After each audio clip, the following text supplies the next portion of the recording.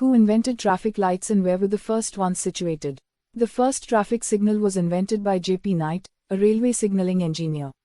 It was installed outside the Houses of Parliament in 1868 and looked like any railway signal of the time, with waving semaphore arms and red-green lamps, operated by gas, for night use. Unfortunately, it exploded, killing a policeman. The accident discouraged further development until the era of the internal combustion engine. Modern traffic lights are an American invention. Red-green systems were installed in Cleveland in 1914.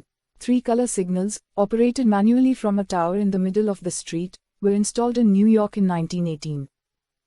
The first traffic lights were installed on a 22-foot cast iron pillar at New Palace Yard off Parliament Square in London and began operating on the 10th of December 1868.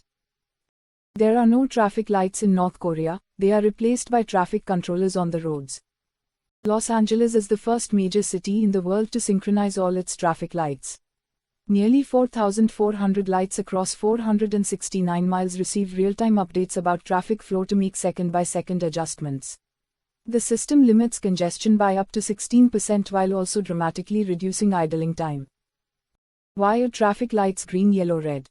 The explanation for red is simple: it has the longest wavelength in the spectrum of visible light, so it's easier to see from a distance. A red signal is visible from 10 kilometers away. Yellow has a shorter wavelength and may be seen from 5 kilometers away. Green, on the other hand, is only observable from 3 kilometers away. Far more important to see the red, forbidding signal from afar than the permissive one. A traffic light concept from the future.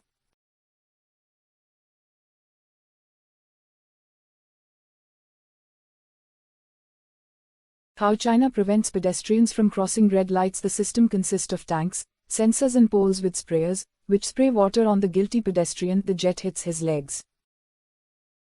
Another concept of a funny traffic light of the future.